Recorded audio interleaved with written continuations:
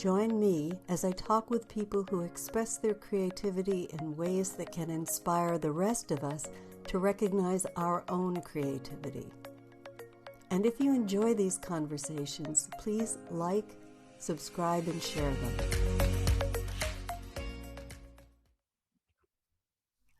Hello and welcome to Creativity Conversations. This is episode 48, I guess. And I'm really looking forward to talking with my guest today, who is Patty Beach. Hi, Patty. Hi. Good morning. I'm excited to be here. Great. Well, we're going to have fun. So, as I usually do, I'm going to start off by reading Patty's bio, and then we'll just see how things unfold from there. So, Patty is the CEO and founder of LeadershipSmarts, a consultancy that helps leaders build a better world in a better way. We need that. Patty is an inclusive leadership evangelist who combines leadership best practices and coaching to transform managers into the best boss ever and executives into inspirational role models that can scale and grow the company. Patty's also the author of the best-selling book, The Art of Alignment, a practical guide for inclusive leadership, and the Versatility Factor Profile, an assessment for gender intelligent and inclusive leadership. And I just wanted to read a quote from your website, Patty, which goes like this.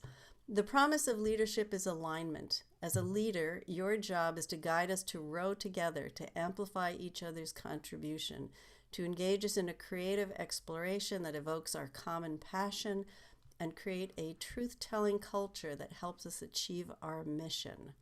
Fulfilling that promise gets the best ideas implemented.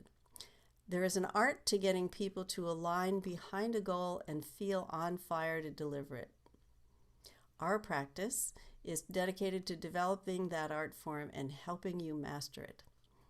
So, noble indeed. Yeah, it's a big mission, but it's exciting and fun. Well, as we were just chatting earlier, when I started this program, it was initially to just have people take a look at what their definition of creativity is. And so many of us think, oh, it's only art, or it's only dance or music, or something traditionally in the arts. But when you think of it in terms of innovation and seeing things new and building from what has been to create something that is much more adaptive to the way we live now, it's really useful to see that because, as we were saying, many people are working and living within a particular structure or a model. But once we have that in place, then we have the opportunity to dance with it and see what else can emerge from that structure. So that's a wonderful jumping off point. Yeah, I couldn't agree more. And I'm thinking as you're talking about how so many of us have been forced into creativity, having gone through the pandemic and all this disruption. Yeah. So every time that we're inventing something new, a new response to how to show up in the world, or something that hasn't been done before, we're in creative energy. Or even if we're doing something that has been done before, but we've never done it before, it Right. requires our creative energy to make it happen. Right. And I really wrote this book about co-creativity because creating ourselves is enough of a challenge. To be brave enough to put yourself out there, to try something new. In a way, you need your own personal alignment to do that. But co-creativity is even a bigger challenge. If I've got something that I want to do, build a business or create a new software or do an art studio or do a new form of art, and I want people to be a part of it because I can't do it alone, that's where co-creativity comes into play. It just all too often, it just feels daunting. You're like, oh, forget about it. Like it's like herding cats, or it's just too much of a hassle. And so we give up on that. Meanwhile, there's so many things that are requiring co-creativity right now. Like, I can't solve social justice problems alone. I can't solve global warming alone. Those are the bigger things, but there's even smaller things like solving the problem of how we're all going to come back to work post-pandemic in a hybrid workforce, some people at work, some people not, These are co-creative problems we need to solve together. Now you devote some time in your book to that question of co-creation with collaboration and ownership. Can you talk a little bit about that? Yeah, so a lot of people, the book is about leadership, specifically about business leadership. And so many people come from a patriarchal paradigm Mm. where it's about top down, selling and telling, or being charismatic and getting people to follow you. So there's one person in charge and many people, on just moving in that direction.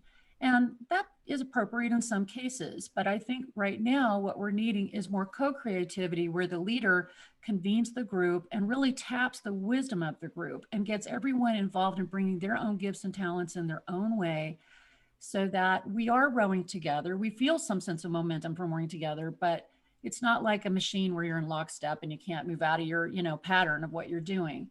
So that's really what the book's about. And it has these three principles and four steps and five C's. I made a very simple success formula. I call it memorable success formula. Because when you have this roadmap in your mind, it gives you confidence to move in that direction. Like, okay, I have some sense of what I'm doing in this creative endeavor. Some people are super brave, like Jackson Pollock, just throw everything against it. He broke all of the barriers with that. But most of us are kind of, I want to do something kind of like that, only this new little thing, we need some guidance, right? Right, right. Yeah. So it's designed to give guidance for groups to work co-creatively together so that they end up with an outcome they're all proud of and they amplify each other's contributions, as Bob Anderson wrote about in that blurb you wrote. Mm. Um, I Well, really love this. Go sorry. ahead. Um, I would love it if you would talk a little bit more about the process of getting people aligned. And, a while back ago, I had Lorna Davis on, and she is a global ambassador to B Corp. And Mm. she did a TED Talk maybe a year and a half ago where she talked about the failure of the hero model, which is very much the masculine side of leadership, and how that's no longer relevant. And the idea of including other people is not a luxury anymore. It's a necessity. So I would love it if you would speak along those lines with what you've written in the book and what you've seen through your experience. Yeah, I have a little different point of view in that I feel that there is this natural impulse for a person to want to create and have it be their idea or have some sense of ownership or even move in our own way. In a way, we're trying to blend the opposite energies of everyone wants to belong and do something together, and we need to compromise in order to make those things happen and bring our full talents and energy in all of our voices. Meanwhile, it's important too to realize that you do sort of need some leaders and some followers, right, to make things happen sometimes. If you just have everybody in the front leading, it's not really working so great. So there's I call it the versatile process. It's one Mm. of the principles of my book, really moving from the patriarchy to the versarchy. The word versa means to turn. So you turn from the masculine aspect to the feminine aspect. And the four steps and the five C's that I've created has this cadence of masculine, feminine energy that moves through the process.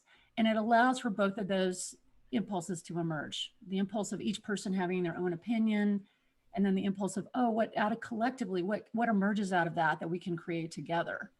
And then in the end, who's going to own this? So often I see a lot of creative processes. It's very popular in leadership these days to get a bunch of people and put a bunch of stickies and seeing where the affinity diagram is and moving in that direction, right? And so those are all really worthwhile. But in the end, sometimes it's so collectively this amorphous thing, nobody really feels ownership of it because they weren't maybe the person initiating it, or they didn't have their own little flavor in there. So it can kind of genericize stuff too much, and then you lose the energy. So in my book, I've tried to really thread the needle with the principles and the process of leadership. Some people like principles because they're more organic and you can follow it in a flowing type of way. And some people want more of the prescriptive steps, like what are those steps and how do they work? So that then they feel some confidence, like those kind of people who maybe want to be told a little bit, here's how you might go about painting the picture. Of course, everybody's paintbrushes and paints are different and what they see is different. Yeah. Um, yeah, I recall in your book you made a distinction between having a voice and having a vote. yeah, that is really important. Yeah. Absolutely. Can And you especially, speak? I think especially as we take organizations that are more patriarchal and move them in this direction, separating voice and vote gives them more confidence. Like, okay, we're not trying to just make everyone happy and be democratic every time. That, if we're going to have to make a decision and close in on a vote, it's not about popularity and things like that. It's about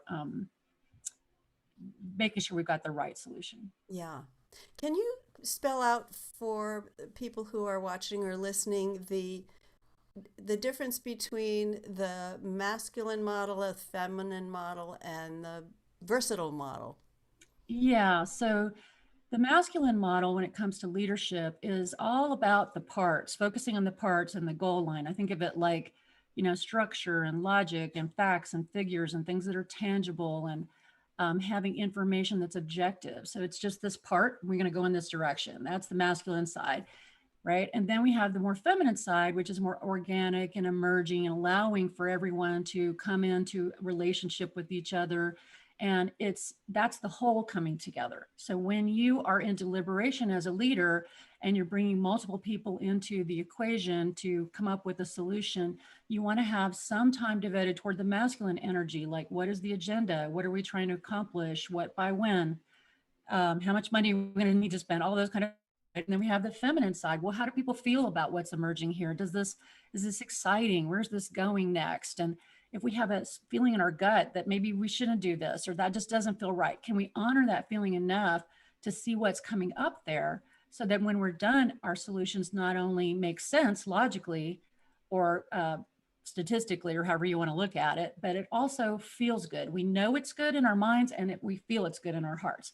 That's where you see the momentum pick up, where some leader can move off. Like if you think of the ducks flying in formation, you've got one lead duck that's like carrying everybody in that direction. Then what happens is, as that duck gets tired, another duck comes in, right? And all of those ducks know how to fly in formation because they've got the same pattern in their head of where they're going together, right? And so that's what can happen when you balance this versatility. And I also want to comment that these are opposite energies. So you really can't do them at the same time. That's why you need to turn. The word versa in Latin means to turn. So you need to turn from the masculine energy, like, let's get this done and make hay. Oh, now we need a part of our meeting where we have no agenda. We have a buffer in there so we can just see what shows up. We don't cram it, so much. So this is another reason why I emphasize iterative co-creation, like allowing for us to come together and talk about things and have excitement and go apart and like sleep on it and noodle about it and let it emerge, see what flowers. So the next time we come together, we're almost in a new place. So allowing for that masculine feminine energy is part of the design of the principles and practices of alignment. What I hear in what you're saying, and correct me if I'm wrong on this, is what you're trading off is an emphasis on, rather than being an emphasis on efficiency and making a decision right away, which is very, shall I dare say, masculine driven. Yes, it is definitely. Not exclusively, but traditionally in that model of the masculine leadership, for a more holistic feeling that really encompasses your gut. Because it seems to me that if you make that old Ben Franklin list of pros and cons about making a choice, ultimately you still go with your gut. And what I hear in what you're saying is that that's a very important ingredient to the leadership model that you're suggesting. It's an important ingredient to leadership and creativity. Our guts, our hearts, there's more of us than just our mind that we can bring to the equation to solve problems together. And you would be amazed at how much intelligence comes from just your gut feeling or your heart, like, the emotion that gets conjured up. A lot of times in a masculine environment, we want to suppress emotion. We say, oh, that's too touchy-feely, we denigrate emotion. Meanwhile, why would you want to shut that off? It is a source of power, fuel, energy, ideas. We want passion in the work environment. So that's a key thing that leaders learn how to balance. We don't want to go, crazy and have some anarchist, emotional crying fest or something, right? But somehow we get this idea that we got to be either masculine or feminine. And I'm not advocating for that. I'm advocating for masculine and feminine. And I believe everyone of every gender identity, whether we're male, female, or we call ourselves by something not so binary, whatever, however we describe ourselves, a balance of masculine and feminine energy, independent of our gender, is healthier. It's a healthier environment to live in, to lead in, to work in. And so I'm really advocating for leaders to get over their fear of the feminine and their misogyny. It's internalized misogyny that men and women carry. I mean, I know that sounds extreme, but there is a piece of that that's happening where we've somehow made masculine superlative because we see it strong and feminine as weak. Meanwhile, feminine has its own strength. And ideally, we're able to lean into both of those strengths in order to be stronger. Like, why would you want one or the other when you can have both? It's like, would you rather have $1 or $2? Like, pick $2. I don't know about you, but $2 sounds better than $1. So, so I'm trying to get leaders, to recognize, why do you call it masculine feminine? People have negative reaction. I actually conjure that negative reaction so that people can confront their fears of it. Yeah.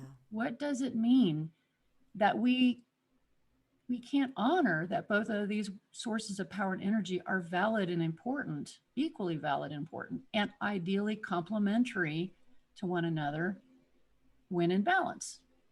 Don't you think that's part of our conditioning? That we've grown up through education, through most religious teaching, through the schools, through our families, that we see things in one way or another. We rarely include everything, and yet a whole human being is not just one big head. There's head, heart, gut. There's everything. I'm curious as to whether you find much pushback in the corporate world, and whether there are areas that you see it more or areas that you see it less. Well, it's kind of interesting because I feel like I've cracked a code around this, in that I feel like I'm able to bring forward this idea of versatility in many environments where other people were not able to do it. So, for example, I started my career as a geoscientist working in the energy industry in Texas. That is a very masculine environment. Meanwhile, I found them to be very hungry for this concept. When I introduced the concept of masculine and feminine energy being something that everyone had, and that the way we think about masculine and feminine energy, what we allow men to do, men and women, right? Men and women put men in the man box and say, you have to stay in this little square, men no cry, no do this, etc., and create this whole code of conduct. And then, we've complained that men and women have put women in the box too, of what we expect of them as females. And this is all stereotyping. It's very destructive. So sometimes I get some pushback because people confuse what I'm talking about, which are the masculine and feminine archetype, with stereotyping. And they assume that I'm saying, women are feminine and men are masculine, and we need to be opposite. That's not what I'm suggesting. I'm really suggesting that we all have this energy, this complementary energy, better in balance. You can call it yin and yang, you can call it masculine, feminine, you can call it pink or blue or whatever you want. Meanwhile, it's important that we all embrace it. And when I bring that message to masculine environments, there's a sense of relief, like, I don't have to be in this man box. I see what you mean. People have pushed me and said, you're this masculine thing, when meanwhile I know I have feelings, so I have seen men and women in those environments really be excited about the idea. I'm a versatile person. It's a universally positive word, right? But it takes a little bit of explanation and spelling out for them, because we've been indoctrinated very unconsciously in masculine is strong and feminine is weak. Therefore, masculine is better than feminine. And the business environment is very much steeped in this point of view. But meanwhile, humans know when we step back and look at it, we're like, yeah, it doesn't have to be like that. And the younger generation, they're fine. Like, I was just going to ask you about that, whether you see the millennials in the workplace or workplaces where there is more diversity, whether there's a difference in how they approach leadership. Absolutely. Styles. Millennials are in a completely different place than our generation. And it's so exciting to see it. And I think a lot of it is because a lot of millennials were raised in families where the mother and the father worked. So they saw their mother's masculine energy and they saw the father contribute to raising the kids. I know my husband was very involved in raising my kids.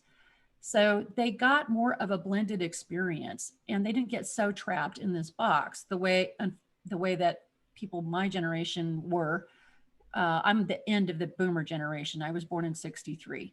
So my parents and all of my siblings were in the, my parents were in the Second World War and we were raised from Depression to Second World War, et cetera. And it was all about industry, very masculine, et cetera. The women stayed home and all that stuff. But since since the advent of birth control, that's really what blew all the doors open.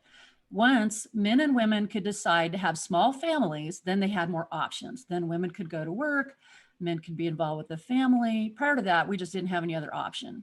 We're just stuck with 8 or 9 kids and dad having to work all day on the farm or whatever it was, that's just not our reality anymore at all. And you don't even have to have kids these days, right? So there's so many more options for how you live your life. Isn't it interesting how when women started entering the workplace more and more, they imitated that masculine leadership style? Well, in order to get ahead, I have to be like them. So there's been an evolutionary process to understanding the nature of leadership and not just leadership, but just in general, that evolution. Like, we don't, as you're saying, we don't have to be one or the other. We're all of it. We're Right. versatile, we're creative, and we can take advantage of it. Yeah. And as we go through the day, you want a masculine phase and a feminine phase. You need to work hard and take a little break and then go back. And, that's where your ideas emerge. But definitely, I think that the industrial military complex that came out of Second World War, with machines and science and all that kind of stuff, moved us into a very masculine era. And we're coming out of it now because I think the internet is helping with that. There's more connectivity, more of a consciousness about who we are as a whole. And so we're sorting it out still. But I do think that we will continue to evolve to become more versatile. I believe that this model that I'm putting out there gives language, positive language that is easier to say than, oh, I'm in touch with my feminine side, or I'm masculine. It's like a big blah, blah, blah that you have to say. So I've tried to codify it with language that feels positive. Like, who doesn't want to be versatile? It's like being a Swiss Army knife. You can get it all. Like, it sounds great.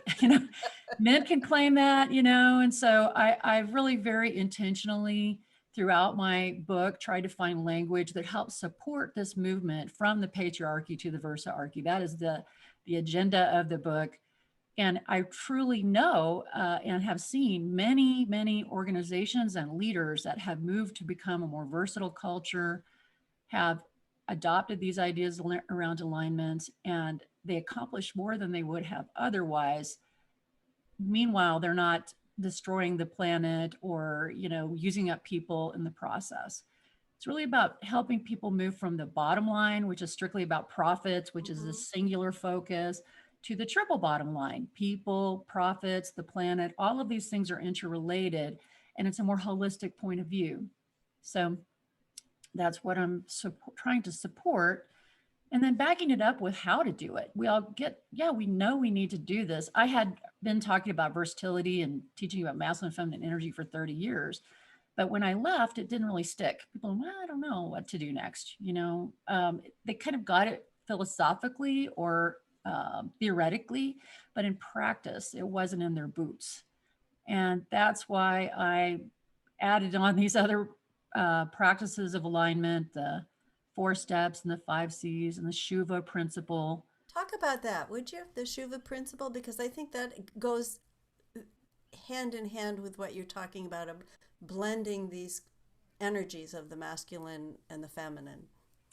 Right. So the Shuva Principle is one of the principles, the 3 principles of alignment.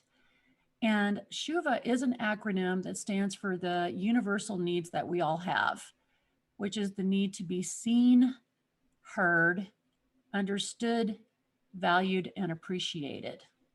So I'm going to say that again: seen, heard, understood, valued, and appreciated. So it takes something like being empathetic or something like being being valued, and breaks it down into 5 actions. So sometimes in the feminine, we think of things very amorphously, like love, empathy, um, and those kind of things. But if we can break it down to like, well, what does that really look like in a behavior, step by step? That's where Shuva comes in handy. I call it love through the logic door. Like, logical person, well, what do I do next and here and there? And you think you wouldn't need that, but some people do need that. Yeah. So when you think about it for a second, I mean, isn't that what we all go to work for? To get Shuva? I mean, to plug ourselves into a place where we're valued, where we're seen. Otherwise it's like the tree falls in the forest. I just go out in my yurt somewhere, and I don't need Shuva. There's some people like that. But most of us, we get Shuva when we feel seen, when we feel the opportunity to bring our voice to create something new, when we feel understood in what we're bringing forward, and we feel valued, like we feel that what we have to say will actually create a different outcome. So when leaders value someone, they're able to suspend their judgment long enough to allow for that person to inform their judgment, and then appreciate it. So on the backside, even if I disagree with you, if I appreciate you for bringing your energy and your ideas and your diverse opinion to the table, then I've gone all the way for Shuva. What we see in a lot of work environments is a lot of you get the seen, you get heard, I see you, I hear you, but we don't get the uva. We don't get the deeper level of leadership, of really understanding, valuing, appreciating people. And when you get all the way through Shuva, it is the path to alignment. That's our co-creative path. Otherwise, it's not co-creative. If I don't get you, if I don't see you, I don't bring you to the table, I don't appreciate what you're bringing. I mean, is that can't be co-creative. So Shuva is one of those fundamental principles that creates a path to alignment. You used a couple of phrases in your book which I really liked, which was listening to learn. Which Yeah. say a little bit more about that. Well, so oftentimes we listen, we think, okay, I shut my mouth and I gave you a chance to talk. This is what happens a lot of times, is we think that we're listening because we're not speaking. Meanwhile, inside of our head, we're just listening to ourselves, or we're waiting our turn. That is not listening to learn. Listening to learn means that I let you talk long enough to have learned something new, to get something that I hadn't thought of before. And when we're listening to learn, we're open to our ideas being shaped and co-created. This is where we go back to co-creation. Mm. It's not a turn, like you get a turn, I get a turn. That's somewhat co-creative, but it's a lot more co-creative if something emerges out of what we do together that neither you or I expected. A Yeah. lot more exciting. You also said something in your book which I really enjoyed, which was, and I think you used the example of one of your kids, but also equally true in a workplace, which would be really making eye contact so that you know what color the person's eyes are that you're speaking to or you're listening to. Right. I think so often we've been trained that eye contact is not appropriate. You kind of keep your space. And work has very much this code of conduct. And I really want to break that, because there's so much information that comes from the eyes. When we look at a person, they say the eyes are the seat of the soul. And so when you actually see a person long enough to register the color of their eyes, you register so much more of the energy that they're sending you. It goes back to, we're not just heads talking here. We have our hearts, we have our gut energy, and we can pick up on those signals because we're sentient, co-creative beings. So eye contact facilitates that a lot. And I actually have an exercise when I'm coaching leaders. I say, okay, let's look at your team. So first column, write down their name. Second column, write down what's their eye color. A lot of times they're like, I don't know. I'm like, well, look next time, right? Next column is, what do you really admire about this person? What is their special sauce? Next column is, what are they struggling with? What is it that you notice that's hard for them, and then how can you help them? Next column, how can you help them? And so it kind of takes them through the Shuva exercise of really looking on a deeper level to who this human is that we're co-creating whatever our team's trying to do together.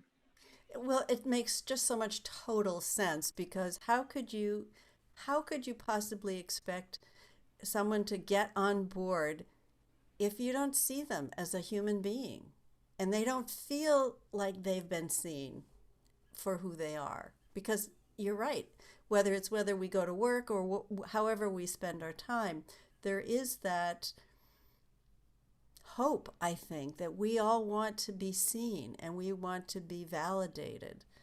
Whether and that something that we do matters and can make a difference. And how could you expect anyone to get on board with something you're trying to create if you don't acknowledge that part of them?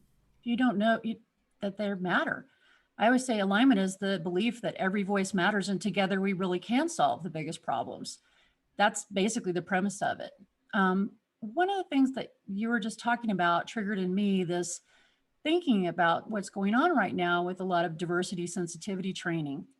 And for me, all that is really about is giving Shuva to people who normally just don't get seen. They're not in the room. I mean, how can we work inclusively if we don't have people of color in the room? And we assume that we represent them, we understand them because we're humans and they're humans.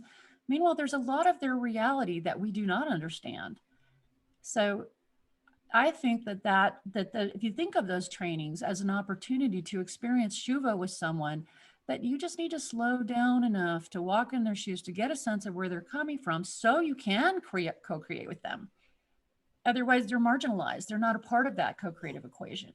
Yeah. How are they going to feel safe to say what they need to say? Well, that's another point that you bring up in the book, psychological safety. Say something about that, because I think that's really important. Well, unless we have psychological safety, and Shuva supports psychological safety. If I'm going to appreciate you, I'm going to value you, I'm saying, yeah, bring it. But what happens all too often is we have, I would call it forced or fake alignment, where people come into a room and they nod their heads because they're too afraid to bring their voice to the room. And that is because they don't feel psychologically safe. They're not sure that when they bring their voice to the room, it will be valued or it will be appreciated. So for example, there have been a lot of women who've said over the years, and I know I definitely have had this experience, that they'll say something, it's like nobody heard it. And then a guy will say it and all of a sudden somebody hears it, right? So that's a low Shuva environment for women, being able to create that environment so that doesn't happen to anyone, that people don't feel like they just said something and it's like it just fell on the floor and nobody picked it up. You know what I mean? Right. Right. That's one of the things that I've really tried to create in the 4 steps and the 5 C's is a process that makes it realistic for every voice to be heard, for everyone to get to have a divergent opinion. And I know what happens is when you bring divergence, where everyone truly is bringing their voice and they're not faking alignment, they're not nodding their head saying yes when they don't mean yes, eventually alignment emerges. The 4 steps and the 5 C's just make it happen faster because it's got a cadence to it and a pattern to it that allows for it to become co-creative faster. So that's one of the things that's nice about that. Okay, Because so you'll have to tell us what the 4 C's are and the 5.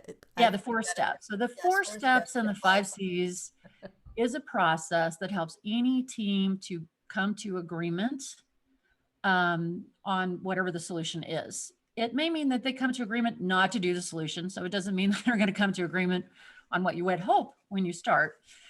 But basically it takes divergence and brings it to convergence. So we can't all row together. That's the whole idea. So the 4 steps are propose, probe, repropose, close. And I wrote it like a haiku to make it easy to remember, like an ABBA song. It's going to get stuck in your head. Propose, probe, repropose, close. Propose, probe, repropose, close, right? And the idea is that we become creative when somebody makes a proposal. Like, what's an idea that we can start with? And then when people start to contribute to that in the probe stage, where they're able to give feedback about that idea, and then you take some time off, this is the iterative part of co-creation, and take what everybody talked about and bring it into a new form. Oh, now we have a first idea, better. That's the reproposal, and then move toward close, meaning we've confirmed that everybody's on board. Then boom, we're off. So that's the 4 steps. The 5 C's is a process for feedback that you would use in the probe step. And it's a way of gathering feedback that is really clean and clear and allows for convergence. So the first C is clarifications, making sure everybody understands what's being discussed in the proposal.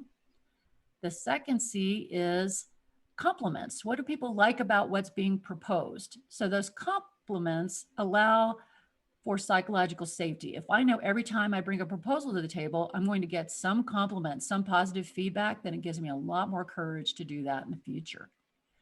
So then we move into the third C, which are suggested, which are concerns. So concerns is how usually people start. Somebody puts a proposal out there and they just start ripping it apart with constructive feedback.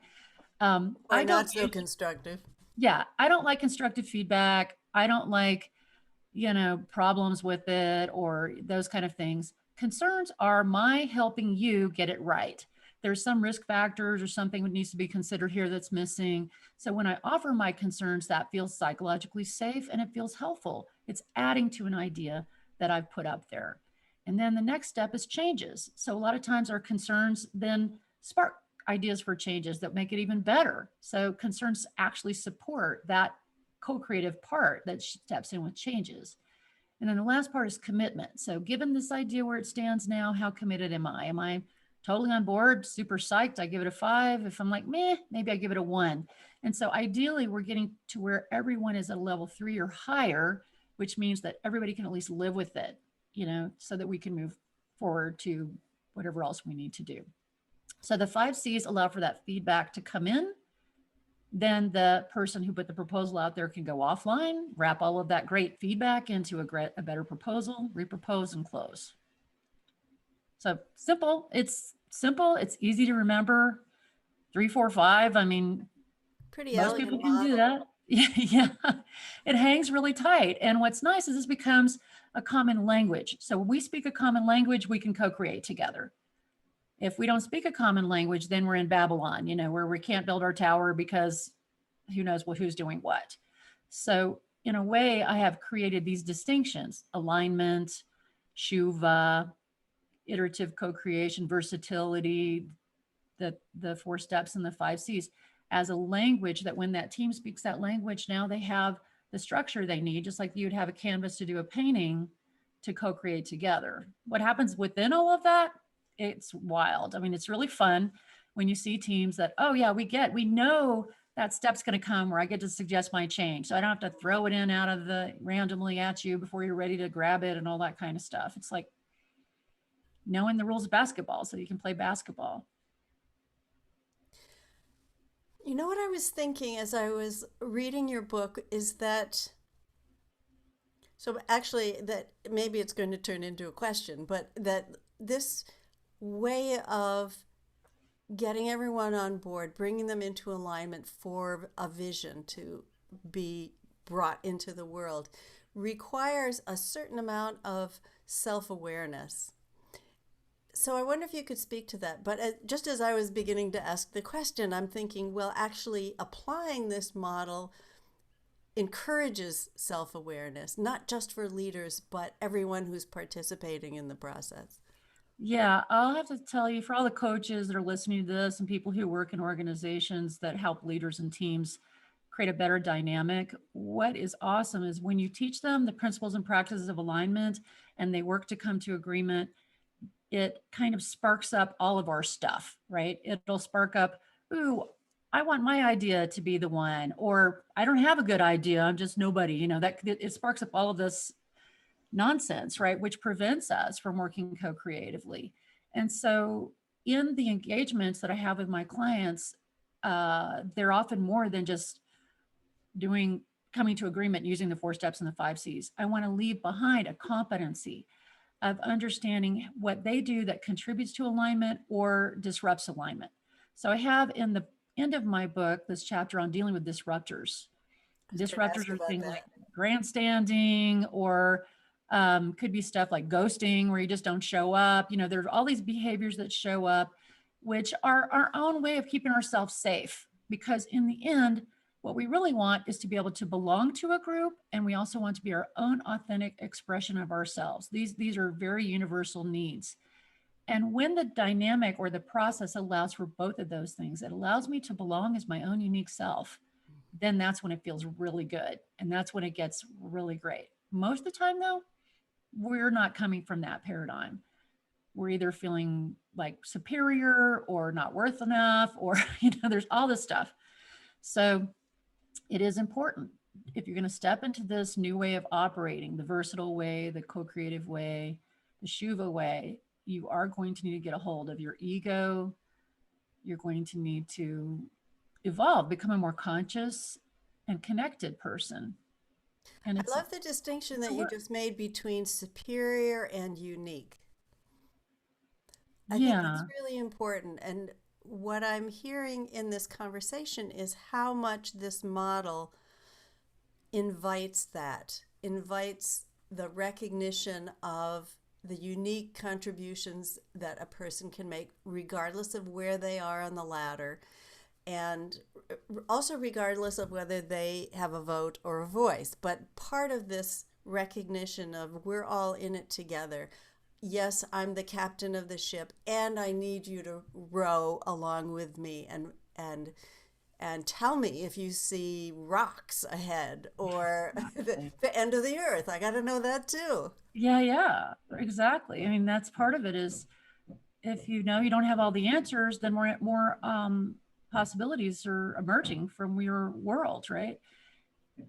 So I really want to emphasize something that I think our Western culture, and this is actually a very masculine paradigm, that there's this myth called special. Special means that I'm better than you, that I do something unique, and that makes me special. And unfortunately, in Western culture, when speaking primarily U.S. culture, what we see is that there are only a few things that allow you to be special. Like if you make a lot of money, or you're smarter than anyone else, or you're faster than anyone else, or you're taller than anyone else, or you're whiter, or whatever it is, right? So these few things that when you achieve that in superlative to other people, you are special. This is very different than being unique. And ideally, what I like to see in a group is that we value uniqueness, that everyone is special in their own unique way, but we're all equally valuable. And that's really an important aspect. We all have good and bad in us. And my dad told me, if you look for the good in people, you will find it.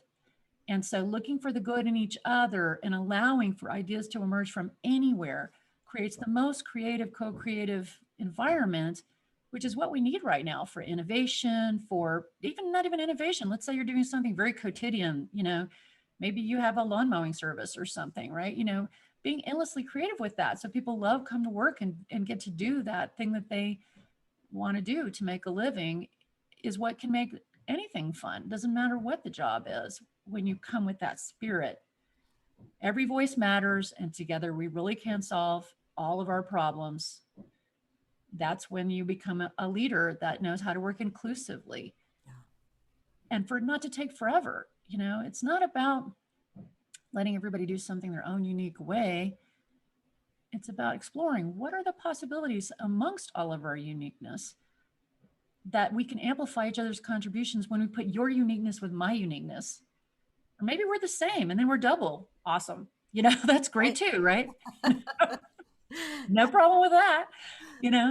That's great. I really love that. I want to read a quote, pardon me, about moonshot thinking. Mhm. It's from your book. So I'll throw it in here because I think it brings together much of what you're sharing.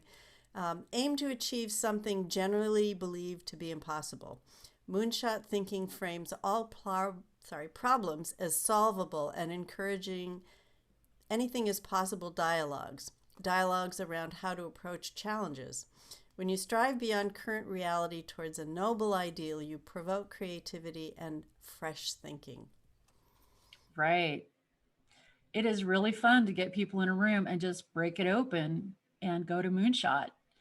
I use this all the time with my coaching clients. What's like a huge thing that you want to accomplish that you just don't even feel is possible? And let's play there. Let's have a conversation about what would that look like? Because maybe it is possible. And what happens is when we jump into that, then we can grow. So for example, in my own business, I'm always challenging my team. How can we reach 10 times more people than we're reaching now? So if we're going to do that, 10x of our business and our impact out in the world, we're going to have to do things differently. We're going to have to shift from doing face to face to maybe more podcasts like this, where I'm speaking to, I don't know, whoever it is that you're talking to, right? How do we reach out and move beyond where we currently are working? I have had the opportunity to work with some amazing leaders who have just gone, gone for broke to come up with some big thing, like they want to take their manufacturing plant to zero waste. Or I work with another guy who's interested in saving the wetlands from North to South America. I mean, these are really big ideas. And it's exciting because what you find is that when you shoot for something big like that, you may not necessarily achieve all of that, but you achieve so much more than if you're just doing incrementally better with what you're doing. And it brings up creativity and it brings up co-creativity, because now I can't do it by myself. Now I need you and this other person. And so we start to create a movement towards something. I'm a huge fan of that as a methodology. And we use that in our practice. The alignment practitioners that I'm training learn how to use that moonshot thinking to help leaders go big, go for the triple bottom line, not just the bottom line, and not shy away from it. I mean, we consider ourselves to be practical idealists. We definitely believe in ideal. We think it is possible for us to stop global warming, to, survive this pandemic and come out stronger than before. We have very idealistic point of view. Meanwhile, we try to be practical. We try to help you say, how do you do that? Here's 3 principles, 4 steps, and 5 C's. Where do you start? Whatever room you're in. You don't necessarily need to solve it all at once. It's iterative co-creation. Just get started. Just know it's going to take a lot of little bites here and there. I love that thinking of shooting for the impossible, because so many of us get caught in thinking, well, I can do this much and that's it. But what if we blew the lid off of that? And so what, and really, so what if we don't get there? We're still in a new frame of mind. We're still open to what if, what could happen if I, or what could happen if we, and having that open-ended question can lead to so many wonderful surprises, just like my collage over here. Like, who knows? It hasn't been done before. Well, let's see if we can, Right? and a lot of times people say, well, everything's going good. I'm like, well, what would be even better? Let's get to the next one. Right. And it's fun to go for something better, in my point of view. That doesn't mean we don't need a exhale once in a while where we go, okay, good enough for now, but then wake up again and what's possible. I love that game. And I'm very fortunate, as I said, to get to work with people who love that game. I really wrote this book for so many people that I had coached where their vision outstripped the reality they were in. Like they're in a company and the company is at this place and they wanted to go to this place, and how can they do that? Because they're just down here and they're not like the CEO of the company or something like that, right? So I wrote the book for those truly visionary people who can see what's out there. By the way, the word ideal comes from ideon, which is a Greek term, which means to see. So idealistic people see something new and different. And this goes back to the conversation we were having at the beginning of this. What is creativity? Creativity is creating something new, hasn't been created before. So I am done with denigrating idealism. People might call me a Pollyanna or, a tree hugger or whatever. I'm like, yes, I am. I am a absolutely. But I'm a pragmatic tree hugger and I'm a pragmatic, Pollyanna. I think this can be done, and I know it can be done. What's been so exciting is to ride along with leaders that are doing it, that are taking their business to an entirely new level because they're thinking this way and because they're letting go of their ego enough to bring people into that co-creative sandbox to see what happens. I would think that if a company was willing to implement this process that you've designed, that there would be a lot fewer corporate refugees in the world who have something to say, have something they want to contribute, and yet can't make it happen. Oh, yeah. Yeah. This is absolutely for them because I feel like a certain number of people who are idealistic like me have kind of given up on corporate and they're like, oh, forget about it, Meanwhile, I believe the corporations are shaping so many things. They're hugely resourced places with really smart people. There is no reason that it has to become this machine that grinds people out, right? I mean, and there are corporations that aren't like that. I've worked with several of them that have created a Shuva culture that are excited. People are excited to come to work. I actually was coaching. I work with this one bank, which is this fabulous bank up in Alaska. It's a family-run bank, and it's been there 100 years. And I was working with leaders in that bank and doing 360. And they would tell me, oh, things are going pretty good. And I'm like, well, let me see. I'll go do my interviews and find out the real story. And sure enough, so often I just heard marvelous things about, yeah, this is the best person I've ever worked for. And I just love what I do every day.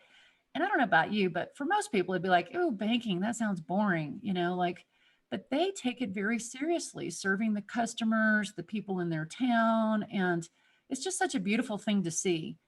So I just share that story as an inspiration to people who are inside corporations that do feel a little bit like they're being suppressed or their soul's being killed, working in the corporate machine, becoming the man, corporate man, et cetera.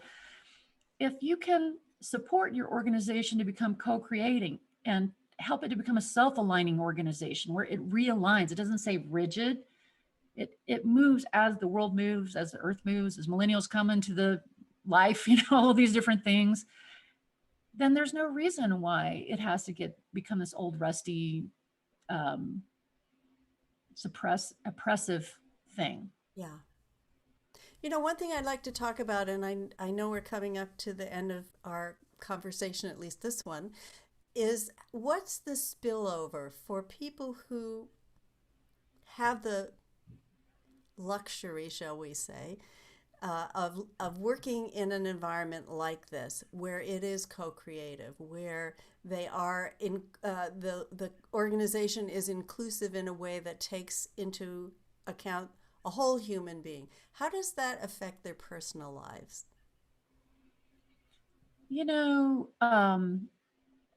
I think that, and I'm not sure if I'm answering this question the way you're asking, but I'm just thinking the most precious thing we have in the world is time. And so much of our time is spent at work. For most people, it's the lion's share of their time. Like a lot of people, most of their good hours are given to work. And when we can give our work into an environment that's co-creative, where we feel Shuva, makes every day worthwhile. And we can bring that at home. You don't have to just leave it at work. You can Shuva your kids, and you can Shuva your food. You can Shuva your spouse, you can Shuva your neighbor. You don't have to necessarily leave that at work, but to have what we could have, we feel like we can create at home. Why can't we create it at work? So I'm for every hour of the day to feel that way, for every hour of the day to be an opportunity for creativity, for Shuva of the environment. I know I love my team, working with them and giving them, shining the light on what they're doing. It just is marvelous. It's a marvelous feeling to be able to do that for them to do it for me. It is fun to go to work for me every day. And for leaders who get this way of operating, again, teams on fire that never burn out. That's what I'm trying to describe in that. Have you people coming to work excited to do whatever it is they need to do every day? Doesn't mean they have their tired day or they have their down day. We all have our funk day. But can we shoot with them for that? Okay, we know you got a funk day, but meanwhile, it's okay. What can I do to help? Where are we going to go next? And inspire them for the thing that will light them back up. It just makes everything better. I don't even know how to describe it, I know. Well, it's very profound. It has that quality of honoring the human spirit. And that's so needed right now, not just in the corporate world, but across the board, because there's so much division and there's so much exclusivity, that opportunity to recognize you as a human being with talents and skills and possibilities and potential, and have a whole organization that allows that. Wow. Yeah, I'm working with another client that I didn't work with them for the last year, but I had planted all these seeds, and I talked to him this last week, and he was saying, "You won't believe what we have done. We have just blown the doors open. While everyone else in our nonprofit world is dying from what's going on." He's working in a news organization, and a lot of news organizations are totally dying. they are rocking it out. They have a board on fire. They have an on fire leadership team. They have a mission that they're all super, charged behind. They have donors excited, so this philosophy has become a part of how they operate, and they are killing it and they're loving doing it, which is really fun. So I'm excited to go back a year later. And he said, well, we did this as senior leaders, the board and the senior leaders, but we needed to get down in the shoes because we want this for everybody. So will you come back, work with our team and help us to get this leadership distributed so that all of our managers are using this philosophy and all that. So I'm excited to do that. And what was kind of cool, he's the CEO. He says, I know, we've been working together, but I want you to work with my leaders below me to work on that so that they feel like they're owning it and they're carrying it forward. So you could see how much he had gotten that he just was like, I don't even need to be a part of that. I mean, I am a part of it by sponsoring it, et cetera, but I don't have to be the one in charge, so it was so freeing for him to get this. And yeah, they said, let's do this in the fall because they've been working so hard. We want to kind of give them a summer breather and give them a chance to, get their mojo back, and get right back on it. So I'm stoked to be a part of that. It's really exciting. Well, you have made such a major contribution to being able to even have that happen within an organization. So kudos to you for that. Thanks. That feels really good. Yeah. To make a difference, isn't that what we all want as like coaches and consultants and you and your work, right? We want to be able to make a difference and help these shifts happen. Yeah. Be the midwives to something wonderful. Yeah. So we have come, unfortunately, to the end of this time together. Tell us a little bit about where people can find you. Again, your book is The Art of Alignment. What are you up to? How can they get? I think the best place to go is to my website, LeadershipSmarts.com. We do offer free webinars on alignment every month. So, it's a perpetual thing. And we're also starting to create alignment practitioners. So if anybody's interested in learning the principles and practices of alignment and how you bring that to leaders and teams, then they might want to be a part of our certified alignment practitioner community. We call them CAPs. I mean, CAP sounds kind of cool, like your captain or something, but we're growing this army of CAPs because leaders sometimes need a little extra support, right? To have the bravery to do this work, even if they have the principles and practices outlined in the book, it helps to have a guide to support you in that. So if people are interested in these, they should go to LeadershipSmarts.com and grab my book. A lot of people just read the book and they're that kind of person, read something and do it. So it's always an easy, quick way to do it. They could just buy that on Amazon, or if they don't want to buy from Amazon, it's available in every bookstore. Well, I highly recommend it. I really got a lot out of it.